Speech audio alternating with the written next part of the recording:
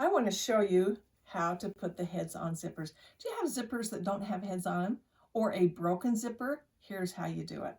I've got the end right here and I'm going to put the square end on. I don't have any teeth on it. I've just got zipper tape. I'm going to slide that on there. I'm going to give it a little nudge and pull it apart just like that. But now, what if I have a broken end on the other end? Then what do I do? How do I fix that? And this works great even if you have a broken zipper on your dress. I'm going to put the rounded end in, just like this. I'm going to cut a little bit of teeth off one side, not the tape, just the teeth. Then I slide it on like this. Get that guy in there.